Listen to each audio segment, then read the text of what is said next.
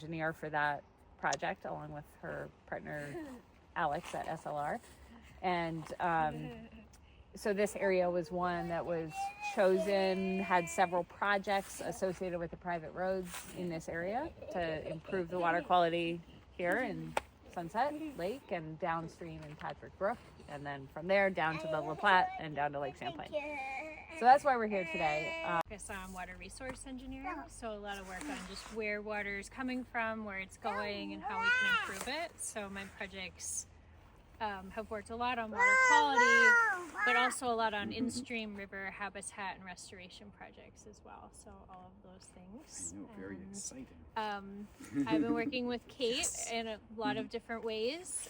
We've also done a lot of road erosion prevention design and consulting, mainly, I mean, really around the whole watershed for all the towns and some private roads. So I guess this is one of my specialties. Yeah. Road erosion. It can kind of lead us through those, describing what they are, and looking at the roads, but also sorry, for the trucks to go by. Right. Also, just learning more about sort of best practices for private roads, like what's the best way to manage water, to Adrian, can you get up here a second? Either do it. I gotta go talk to Jillian. Either do it through Get off my foot.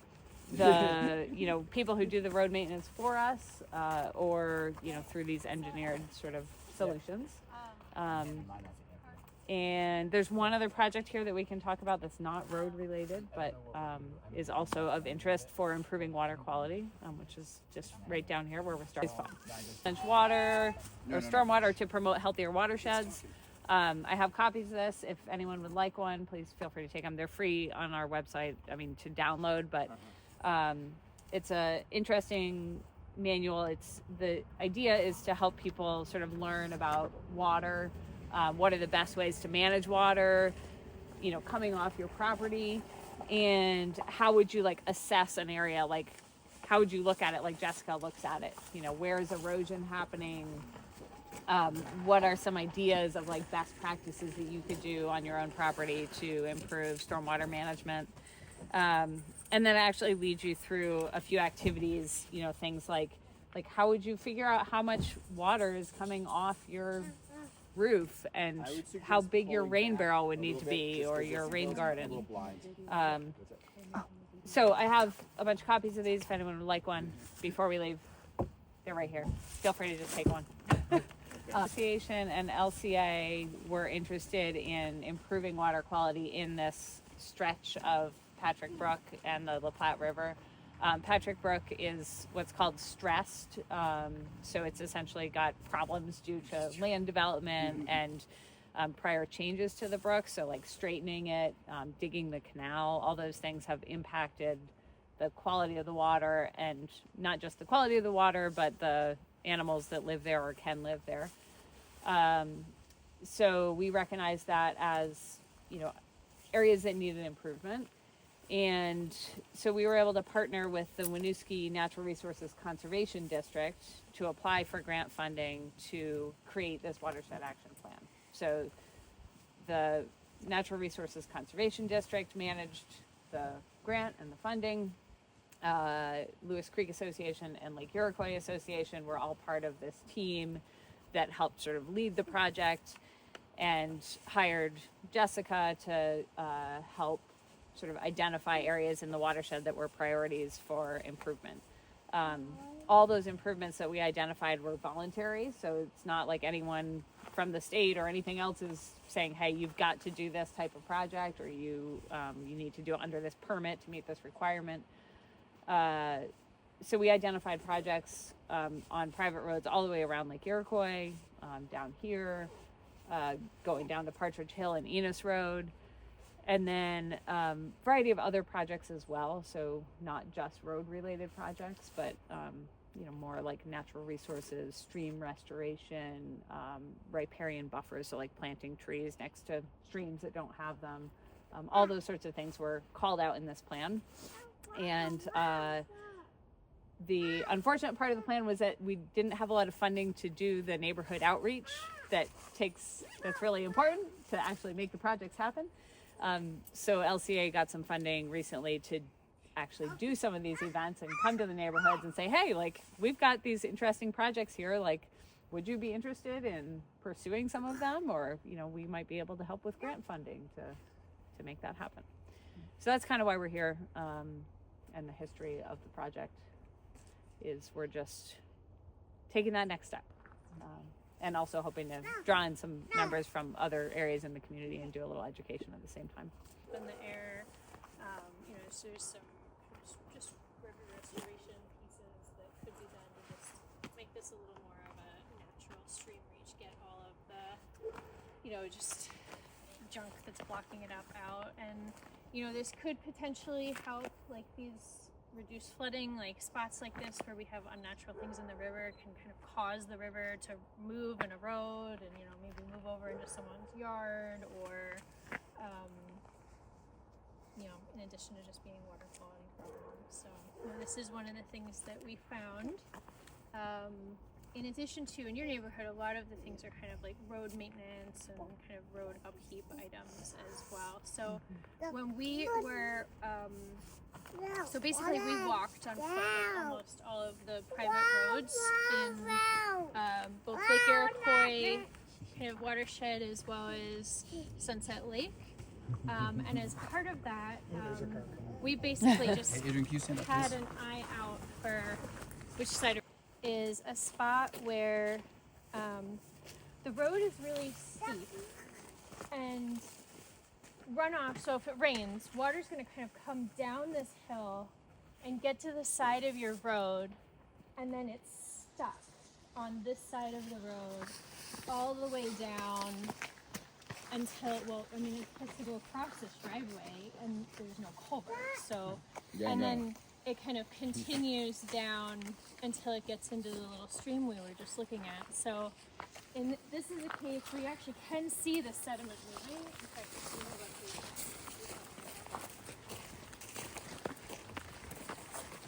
so like here, you know, a lot of you might have, or have at least seen, like driveway culverts. Like this is a spot where all the water is just kind of stuck here at the edge of the road and is kind of carrying sediment, and you can see there's just kind of sediment piles here in the driveway instead of any kind of contained swale. So in our map, like we started kind of at the top of the hill, showing kind of regrading a swale along the side that's going to capture all the water from the middle of the road over, and then also out of the woods here. And then having that swale come down, go through a driveway culvert, so it's not going to just be washing all the gravel off the driveway continuously, and then continuing down to the stream. And, you know, in this kind of situation, where would that culvert? So this is the kind of thing to like think about, because it's not always really easy, and then there's choices that all of you would need to make in like exactly what that looks like. Up here, it's, you know, maybe just a narrow swale is going to fit between the edge of the road and the trees, and maybe that's going to work okay. It's just going to be kind of small. When you say swale, can you indicate like where you're talking about? Yeah. Perpendicular to the road, or? So there's a little bit of one here. Like, so I'm kind of high up, and it slopes down into this low point. This would be kind of the swale, this low point along the road, and then it slopes back up. So we know that the water is going to come down into this, the swale's kind of just this linear low spot along the edge of the road where all the water is going to flow. So some people call these ditches or gutters or, and you know, you can see there's a lot of your road gravel in here, and then at the bottom there's like this like kind of erosion face happening, like where the road gravel is coming in, but then it's also just washing away. So as that's happening, this is pretty steep here. So ideally this would have some erosion stone in it, so that it's not going to just keep, you know, carrying your road gravel away and maybe eating into the edge of the road. Here you can see it's actually starting to like the road, the side of the road away as well.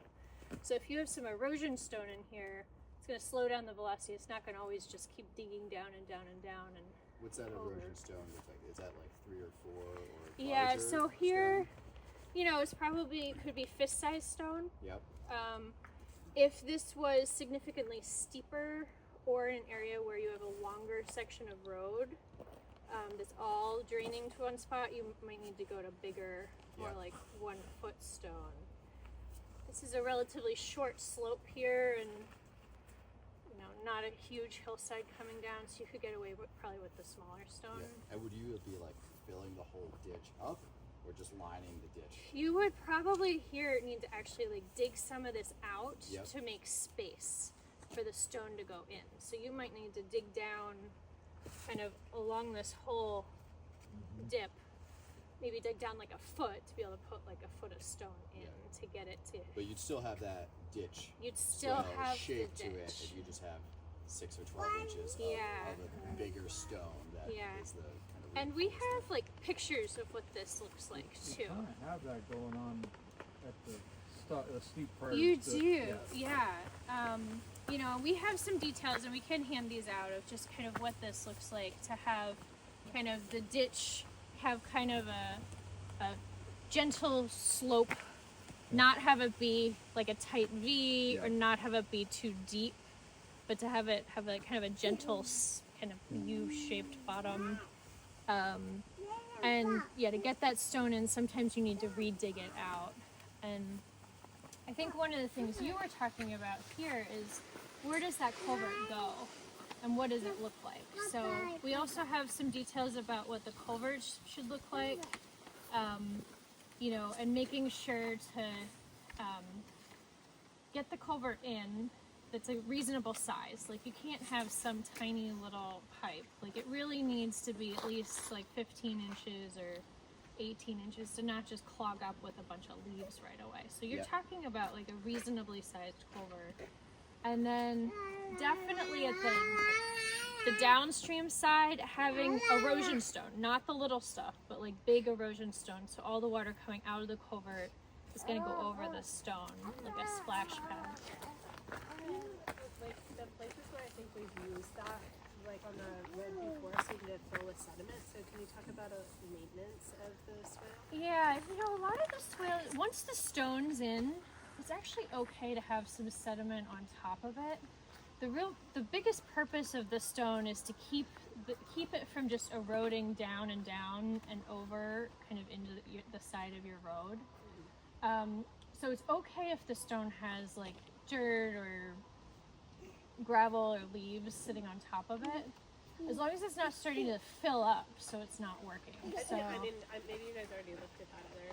no, we can walk around. We were just using this as like a first example. And like now that those cobbles are like surfacing downslope, and like it's probably like I don't know, it's been probably 5 years since we had that dug and the cobbles put in. So I guess We could definitely go look at it. Is that on? That's on the loop. Oh yeah, that's on the hill right there. Yeah. Right up from Can the I ask center. one more question on this piece? When you specify the rock, do you guys distinguish between all uniform size rock versus like a load of rock that has a variety of sizes, so that when it gets laid in, it creates, the smaller rocks kind of fill in those gaps between the larger rocks? I've heard it described as a matrix. It's a good point. So there's a little bit of a size difference, but it's not a full gradient. So you don't want to have like Fine, the really so to speak, tiny fine material, but having like some, if you've got the foot size rock, it's true. You're going to have some that are fist size and some that are a foot, kind of a range. But you don't want to have like the road gravel size mixed in. Okay, thank you. The water come down the swale and go in a pipe across. And the other one is to create a swale here, but this tree's kind of in the way. So, you could potentially go behind the tree, and this is something you'd have to be working with on a spot by spot basis, like, because there's not really much space here.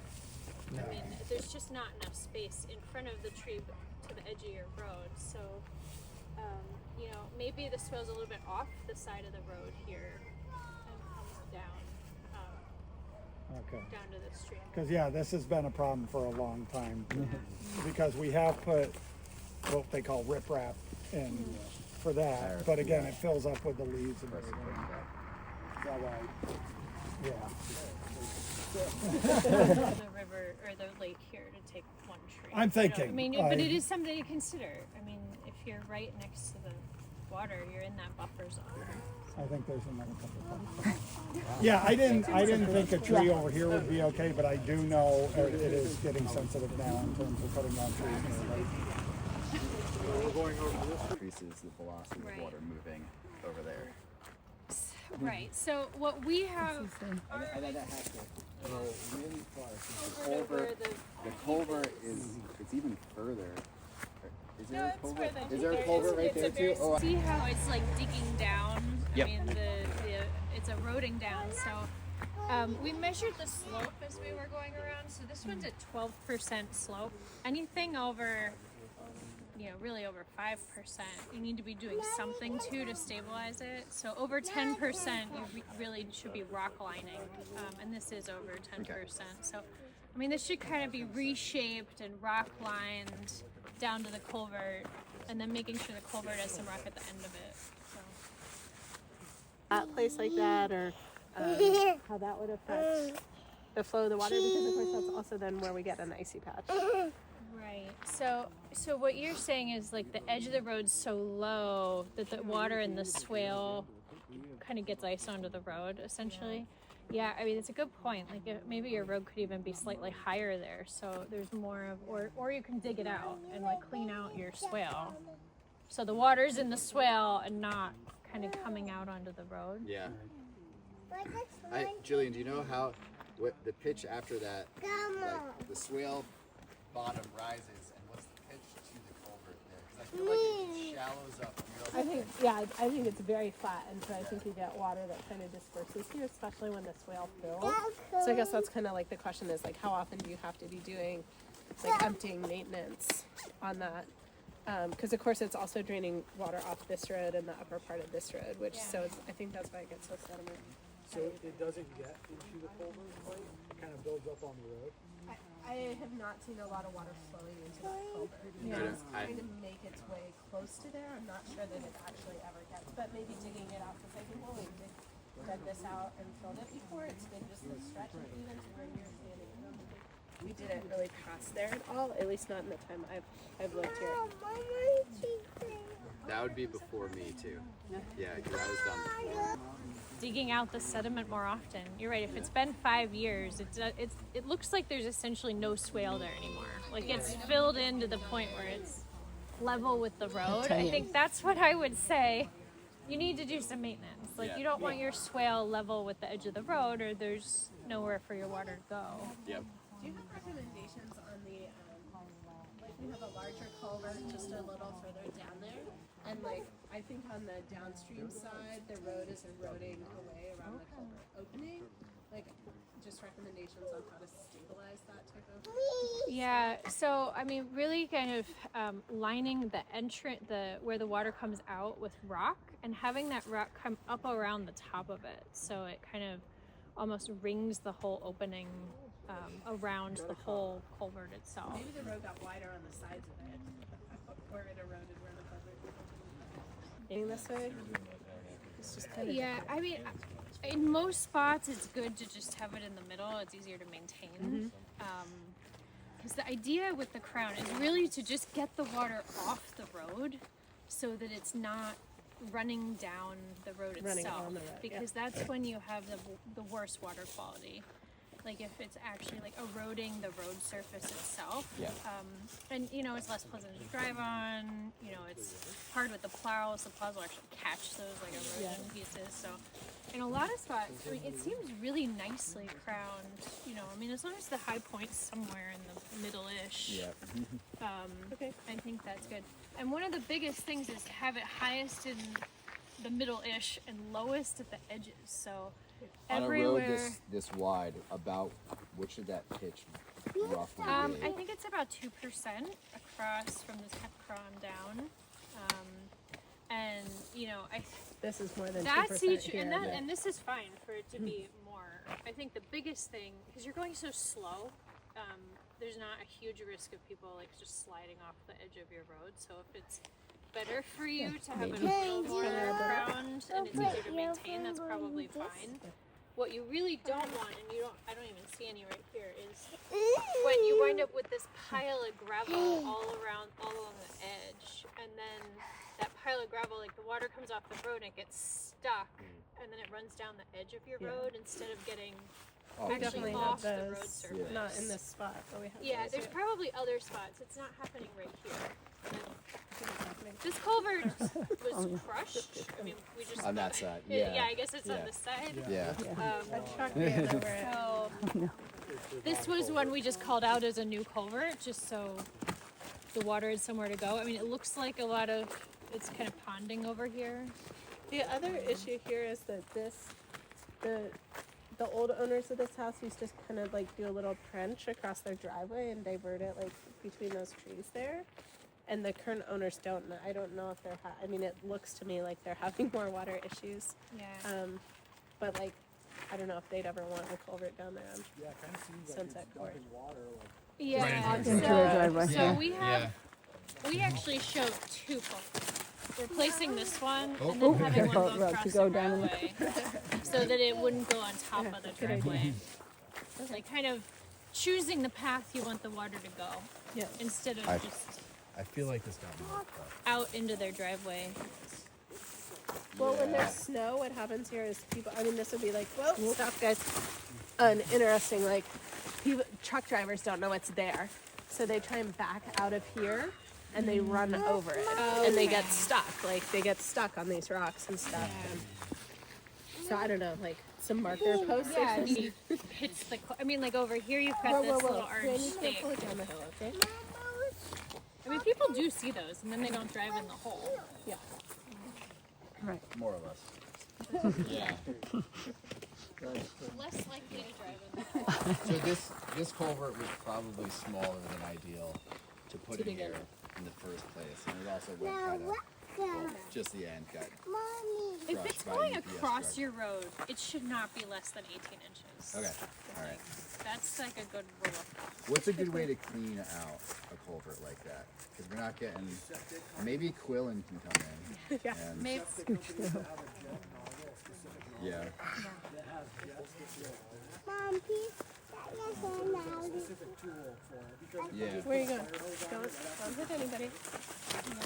No, you can't go backwards down the hill with it. I talked to a That's couple safe. companies for our Yeah. two culverts that Not letting it go. they could have cleaned out, which would have been cheaper than That's replacing. probably your best bet. I mean, unless you can actually like dig it out with a shovel from one end, like if it's just blocking one end. But once you get it all through the whole middle, I mean, a lot of towns will just replace it.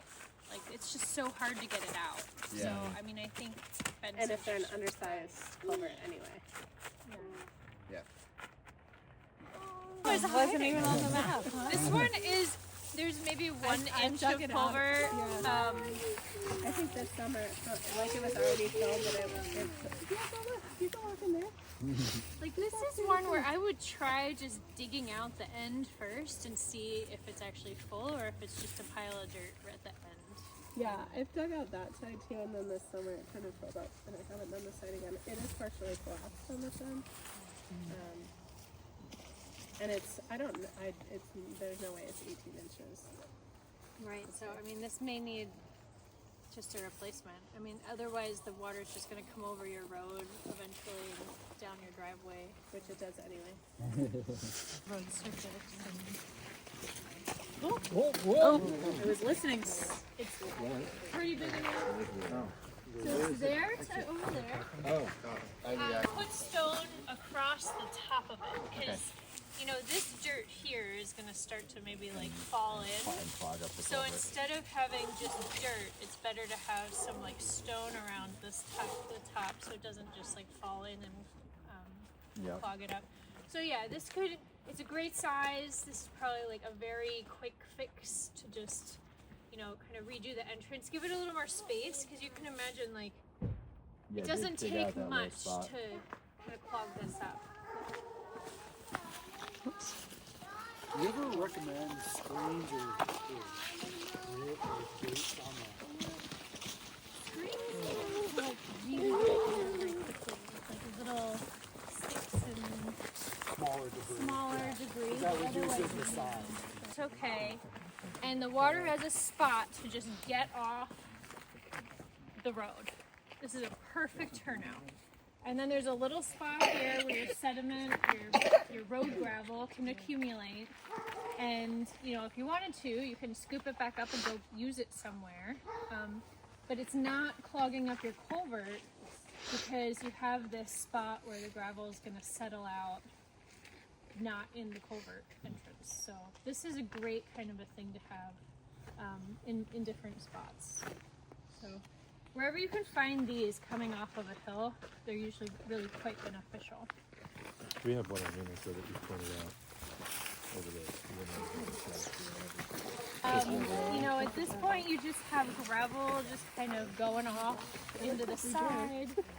It's like dispersed, but if you had maybe a little bit of a dugout spot and preferentially directed the water to that spot, it would be just like the other side. But So you might establish a swale and then have a, yeah, what did you call it, spot? like a turnout. Yeah, this is one. This actually, I don't. This must be worse than it was the last time I was here because this is not on our map actually. So yeah. Opened up this summer. This happened in this July. summer? Yeah. I mean, it was building, but Yeah. that's what it was down to. So I'm gonna add a turnout. To my- And then it really doesn't go to anything. Yes. So this is We where. probably need to continue a swale, another culvert. Yeah. To get it down to the bottom of the hill. Yeah. Exactly. Well, are we worried about, again, the speed? Because again, a lot like what you see there, it's just a matter of the amount of water that's coming through. That's really And the good. slope, it's the. Yeah, Yeah, I'm just it's thinking, the should we be putting combination of things to kind of slope. slow it down? I know the rocks will to a degree, Yeah. but if they get filled up even partially, then it's going to go right over the top. It is gonna be better than it is now, though. Right. Oh, It's just that's an understatement. so. Like I was saying before, by rock lining your swale, it's gonna keep it from like digging down and down. It might get dirt sitting on the top of it or road gravel on the top of it, but it's not gonna do that, and it's also not gonna like eat away at the edge of your road because there's rock under there. So definitely a good spot for it. Would they want to ever consider like check dams going down a rock lined swale, or is that more like if they have more space along the edge of the road? Yeah, check dams can be really good too. So check dams are really good like between the 5% and the 10% slope. By the time you get up to like 10% slope, like it's the water's just going so fast. You need more than check dams. So a lot of times when we're making recommendations, we'll just say rock line the swale because it's kind of easier to install. There's less to maintain. You know, it's not like your check dam's gonna fall over and you have And to what go is it? back Is in. a check dam just essentially a boulder? That It's like Reverse the a flow pile around of it. stones. Okay. I think like at Stephanie's, is that where it's like kind of Little, Stephanie has like two of those. Yeah. little Water, piles water. of rock essentially. I've seen them on the interstate and stuff. It's like, Okay, this is like kind of light, a little pale picture.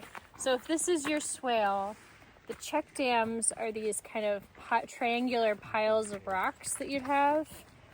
And they go all the way across the swale. So it would go like from like a little berm of rock that goes all the way across your swale. So as water comes down, it kind of hits it and slows down and then flows over it down to the next one. It does use a little less stone. And it works well for kind of those medium slope areas where you're, you know, maybe don't have a big area or, you know, it's not quite as steep. So, yeah, good options. What do you do beyond the 10%? 10%, above 10% it's just rock line. And, rock you know, at that point, you just try to get the water off the road as much as possible. Like with the turnouts or maybe like a cross culvert, so you just don't have this whole mountainside all coming down to the same spot. So really trying to spread it out. So cross culvert, what does that mean? That would be like we talked about down here, where the water is on one side of the road, but the lake or the streams on the other side. So you're just trying to get the water from one side of the road to the other side. Yeah. The times when swales don't work is when they're just so long and so steep, and they've collected so much water that it's just more than it can handle. And in this neighborhood so far, we're not seeing a lot of those. There's a lot of kind of like ups and downs. So the slopes are, you know, they're just not that long. And, you know, even here, there's another turnout here to kind of get the water off the slope partway down, which is a really great practice. So we could cut that berm down. Yeah. If you could just cut this down, it's gonna make this so much better. Because it would get into the culvert instead of going across the driveway. But like I said, you have really quite good crowning. And, you know, this is one spot where it seems like there's an awful lot more road here than you need. There's more road here than I think you need. Like, this seems very wide. So I don't know, that was just like We could have a traffic circle here. One thing that The answer to everything. Location for trucks and trailers to turn around. Yeah. Anytime Yeah. you do any work done on any of these places, this would probably be as far as they can get. No, that's to. a good point, because I know That tends to be. when Whitetail does their excavating up there, and he parks his like long trailer right here, Yeah, which something is his, I've like, tuned only into spot. recently. Yeah. That's interesting. So, and that's fine. So one thing that we're looking at is, I don't think there's a culvert. There is There is. one. Yeah, and it's crushed over here, but yeah, there is a culvert. Oh yeah, new culvert. Yeah. Or upgrade. Okay, so this is what we were thinking here. Replace the culvert, and this actually over here is a spot where you could keep the road this big if you really wanted to, but it seems like there's some space at the side over here to have a little bit of a bigger settling area. You know, we drew this funny little diamond shaped here on our map, but the idea would be that you would like purposely dig down an area over here kind of around the sign, and I mean, maybe we have to move the hosses, but there's some space here where all the water that's coming off this whole upper circle can come down and like settle out any of your road gravel and sediment here before it goes across and continues down the hill to the lake. So this seemed like a spot where you could do just a little bit more of a, I mean, we call it like a settling basin. It's just a little bit of a, Yeah.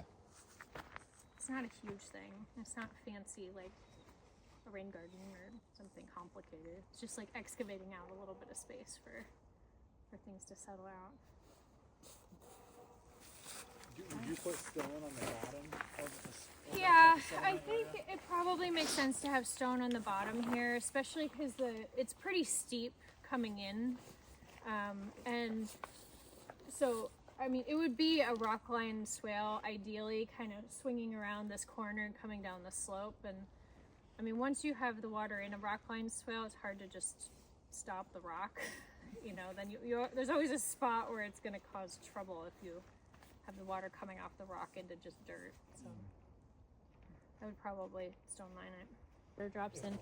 And then you have a really nice vegetated swale there with some like woody vegetation. So, I mean, I would try to keep all that vegetation down to the lake unless you start to actually see erosion. But because it's like stable and fully vegetated, I would leave it that way. Okay. Yeah. Yeah. I don't know what it looks like at the bottom, and obviously it rerouted itself recently. And we Actually, I don't did know if not that's walk water. down there. I don't know if that's water from the road or if that's the outlet from the culvert that caused that rut in the middle there. Yeah, It looks like from the road because it's to the right of it. Yeah. it Yeah. looks like water Oh, came yeah. across the road over here. Yeah. So, I mean, there may need to be just a little more crowning or like directing of water here, because it seems like a lot's kind of getting to the middle and then coming across the road. Yeah, and the stuff that So- comes off the trail and just comes like straight down the middle across it. Yeah, so kind of just containing them better with like the rock swale edge into a settling basin, into a new culvert.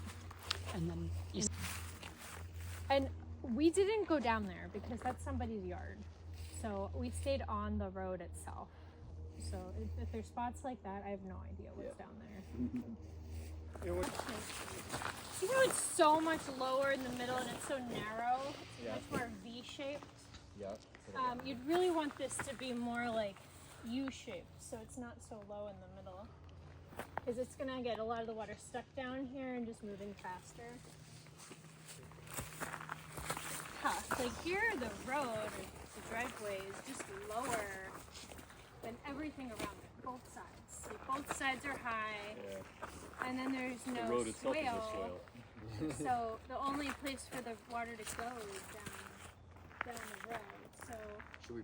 It's so tight. Should we bring the road like up to here? you know, this is a spot where you don't have room for swales on both sides. So this could be a spot to have it graded flat or tipped to one side. Yeah. So all of it runs to one side. So you can kind of control by having maybe a small swale on one side and it cross graded, you know, to always just go to the one side. Because otherwise it's going to just... This man's driveway was a Grand Canyon twice this summer. I bet. I mean, look at, I mean, so everything from the, you know, the tree with the lake, you know, the address on it, all the way up here, all the way, almost all the way back to the other road that we just walked on, like all of this whole forest area is draining to right here. I mean, it's not surprising that this would wash out. yeah, so So it you looks like could- a culvert you there could- and then a slope here. Yeah, I Well, think the that's culvert- an option. I the mean, you've culvert got this across bedrock Gary's. here, Culvert so across Gary's and a Culvert slope across down Gary's. to keep it to the Right. side. a culvert across Gary's. Looks like that large rock might obstruct Yeah, this this rock. is your control point. This looks like bedrock or maybe even. So your swale can't be lower than this, probably. So you're right. You might need to build the road up a little bit Above to, like, this. yeah, to have a low point on the side. Yeah. Unless you want to try to have the low point on that side, you could have a swale on that side, I suppose, and then you could avoid the driveway altogether. Well, then you make it the guy down there's problem. he has it worse over. The water's got to go somewhere once it gets across this driveway. That's effectively a turnout, right? Is a turnout with the lawn in it a better thing? You can do a turnout with lawn in it, but now you have all this water going into the lawn, which it already does. Yeah. So maybe You don't it's care about okay. that. Could make it a rain garden. Could make There it you a go. rain garden. As long as you don't get all the Well, gravel into his lawn. if we pitched all this, like if we raised up that side in front of Kevin's driveway and pitch it this way, and put a swale down this side, and then because down by that road sign is where the steep hill is, so you Yeah. have a culvert that crosses into the ditch on the right side, and that would follow. Yeah, it would maybe be better. Then you don't need a culvert under the driveway. You don't deal with this. Well, there's Well, it another keeps the water driveway. off that side. Well, it keeps it off your road altogether, right? I mean, if you're intercepting the water before it even hits the road surface. That's true. Yeah. On some of the swales I've been doing on the side of the roads, I've been using the uphill side of the swale as kind of a secondary protection, so the water doesn't even get to the ditch, to reduce the velocity that the ditch is having to handle. So it's kind of just a slight tweak to the design of the swale. I guess it is, with all this coming down here, is there something we could do above this end of the road to kind of help keep all the water that's coming off the hill Yeah. to stay up here in the woods? Because I think, the majority of it's probably coming from over here, right? I mean, you could do some kind of settling basin of some kind. I mean, there's a puddle in front of the truck. I mean, you could potentially like dig out like a small area here. It could at least keep things slowed down before it would go into a ditch. Yeah, I guess like if we raised up in front of where this boulder is in front of the truck, like raise up all this a decent amount to hold it back and dig out on the backside Yeah. to keep that all, some of it over there. Yeah, to hold, to infiltrate some of it here. I mean, I think that's pretty reasonable. Could possibly do a swale that scoots up behind that truck. Is there a way Yeah. before, you know, intensive engineering analysis or hydrologic analysis to kind of figure out volumes or like what we might want to put somewhere, and like knowing the watershed area that would drain into here and our max rainfall rate, and figure out a rough size. Usually of it's what that in might spots like this, it's often just based on how much space you have. be. Yeah, just make it as big as possible. Yeah, and you know, I think that in this case, that's probably what you would do. Make it the size you have. Or, Yeah. again, if we go to this side, then we just move the corner of everything. Or you over can a little bit. use something like, you know, I mean, there are calculations you can do. Yeah. It has a really great one. Yeah, those manuals in my car do have like a basic calculation so you can draw a drainage area. Oh, nice. Get a number and like, yeah. Cool. We were just doing it yesterday with the 7th and 8th graders at school. So they can like do it. they're working on. But they have the new got a map. shot. Yeah, so they're working on one for their We're not school gonna be able to property figure that right out. now. But it's basically looking at your drainage area, looking at rainfall, like looking at what it is if it's forest versus impervious surface, and then you can come up with a volume and a footprint pretty quickly. Cool. Reinforce your swales and spots where you can't get it into the vegetation, so that you wind up with, you know, fewer of these spots where you just have so much water coming around a steep curve, and you have more spots where, you know, the water's just kind of getting off into the vegetation, and it's not a problem then. Like if you have a tiny little section of road and the water goes like into the yard, you're not going to see a problem there. It's these spots, like, and what can you do to either get more water out of there earlier, or if you can't, reinforce it, like so it's not gonna erode down. It's not gonna So like for Slow it instance, down with Yeah. the rocks. Here, so like you're not gonna be able to get too much water up and out into the woods. Where you could do that is this last lawn up, which is kind of doing it a little bit, kind of a naturally lower spot, or you know, maybe over here is a spot where there's this short little section of high ground. You know, maybe you could get water that's stuck here over there by like digging this down. This would be like a turnout example where you maybe could dig a little bit and get the water out. It doesn't work if on like a hillside, but it's like this is a culvert right here. Yeah, that one comes across all the way across there. This is again, I think To go around. You know, there's a limit to what we can do there. So on that end, what does it look like? I know we discussed this a little bit. Groups like ours, nonprofits, municipalities, to do this type of work. These are all competitive grants, so you have to show that you're reducing phosphorus going into the stream or the lake, and that the cost per kilogram of phosphorus reduction is worthwhile, that it's not too expensive. And so that's sort of one option. And then there's also funding through the Lake Champlain Basin program, which is usually federal funding that they get, and then you can again apply for competitive grants to get funding for a variety of projects related to clean water. well, I mean, I guess what we've advised other neighborhoods is like, you know, we talked about some things.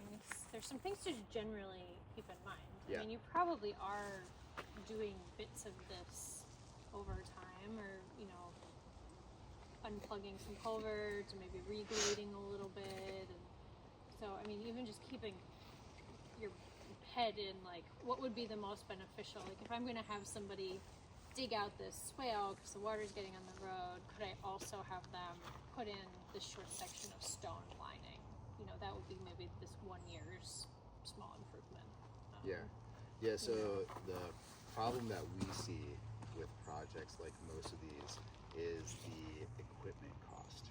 So our cost breakdown is stone, labor, and getting a piece of equipment out here. So on a yearly basis, like, we have a grader. They're pretty much like a bobcat with a couple different attachments is what they're using. And if we want an excavator out here to do this, it's like $2,000 a day. And so getting the excavator out here to do one culvert isn't really worth it. And then, but we don't really have money to do a bunch of culverts, you know. So it's like a higher unit cost to get that one in because of the high equipment cost. Where it might be worth That's it. what I said. I was Yeah. like, it's $2,000 to put this new culvert. Yeah. I mean, it's expensive. So. Is that? But I guess what I mean is like if you're already have a piece of equipment out here maybe for something else and you could Yeah. tack on, oh, can you clean out this little section of ditch, or you know, Yeah. if you're having one come out for half a day for something else, maybe you could like get a culvert added at the same time Yeah. because they're already out here, and just kind of maybe strategically thinking through like where maybe small pieces of this might fit in with what you're already doing, while maybe there's a bigger effort to do a bunch at once, maybe with some grant Yeah. assistance. It'd be nice if like we just had 30 grand to just like replace all the culverts and that, just like do it in a week, get it all done, Yeah. good for a while. Getting back to your question about the water, since this is directly, I mean, it's essentially a stream, right, that's been dammed up. Yeah. So I think the connection is, it doesn't matter that there's a dam in the way or that it's a lake, it's still directly connected, Patrick Brook to La Platte River to Lake Champlain. Included in Lake Watershed Action Plan, it does mean that there was a look at projects. This project was identified as a big deal for water quality, and I think that would help. Yep. Just that there was thinking put into it. It's not like you just are trying to save money or something. Like there's actually like a plan in place. You know, we have like a prioritized list of projects and this is among them, so